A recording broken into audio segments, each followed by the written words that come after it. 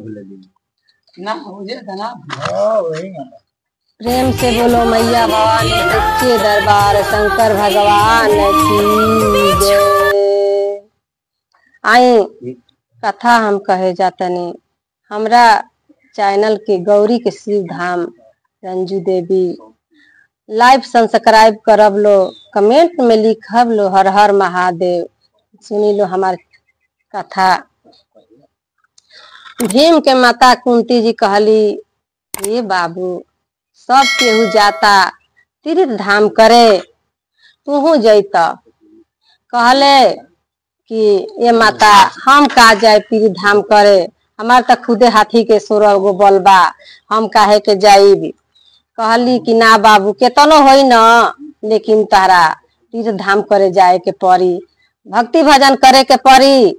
कहली तो कहता कि ठीक बा माता, उनकर पूजा में का लागेला। कहली कि उनकरी पूजा में यह लागेला कि बेलपत्र भांग धतूर आ 1 लोटा जल रही, वही पर खुश हो जाले। गइलन गंगा तीर, ओइजा कहले देखले सबके 1 लोटा जल चढ़ावता आ एगो बेलपत्र चढ़ावता। तो सोचले कि ये भाई इतना में तो का खइहे का न है, ये ले बढ़िया कि हम इनकर भर पेट क के आ तब जाई माता जी के दिल खुश कर देव। हम का कैले कि गंगा जी से कहले कि ये गंगा जी बढ़िया जा। गंगा जी बढ़िया गईली, मैं पानी मंदिर में चल गई, भर गई मंदिर भर गई। गुरु बहिना लो तो का कैले कि बेलपत्र के डांस रहे, पेड़वे उखाड़ के में भीतर लाद दिहले। शंकर जी के लिंग पर भांग के पेड़ लाद दिहले, धतूर के पेड़ लाद दिहले। अब बुझा के कहत रे शंकर जी की वरदान हमसे मांगो बालक, का मांगत रह। कहले कि हम वरदान का मांगी, हमार तो सब कुछ बा, हमरा कुछ के कमी नहीं खे। कहले कि ठीक बा माता जी कहत रे कि गप देने आप न वरदाने करे के फेर में रहतनी देवे के।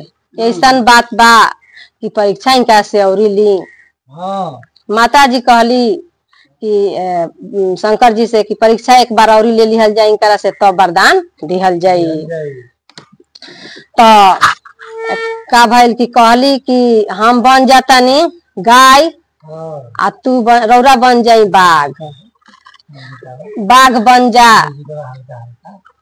अब हम भागब आ तू पीछे से चहेटी है। अब माता जी गाय बन गई। एक गुरु बहिना लो ओछ पटक के भागत तारी, तले पीछे से बाघ राम चहेटले बाड़े। चहेटत चहेटत गईले तो माता जी के घोरियावे, माता जी घोरियावे लगली उनकरे के भीम जी के। तब उनकरा के शंकर जी के ओकरिया में धइले आ पटक दिहले। तब कहतरन शंकर जी का हो पार्वती, इहे चाहत रहलू ह, अबो से अरे लोग दिया जाओ परीक्षा तो लिया गईल, अबो से वरदान दिया जाओ। कहले तो कहतरी कि हाँ दे दे। तो भइल कि बताओ भाई का मांगत रह। कहतरी कि हम का मांगी, हमार सब कुछ बा, हमरा कुछ से कमी नहीं खे, हमरा कुछ के कमी नहीं खे। आता नहीं हमारी द्वार से केहू आज ले आना खाली गोइल बा ना हम जाए देला, हमसे कुछ मांग के जा। कहले कि हम यह मांगतानी कि शकुनी मामा द्रौपदी जी के बहुत गति कैले करौले रहले, तो ऐसने वरदान दे दी कि हम खाई आऊ मैदान करे जा। कहले कि चलो भाई इहे वरदान तो के हम दे देतानी। वरदान दिहले तो भीम खास शकुनी मैदान करे जास। मैदान करत करत परेशान हो गईले, उनका मोल पड़ गईले गुरु बहिना लो। तो जाके आशिकन शहर में 1 कुंटल मरीचा खा घलले और ही परेशान हो गईले।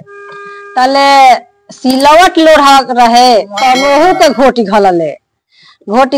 तो अब आके आ पूरा शकुनी परेशान हो गईले।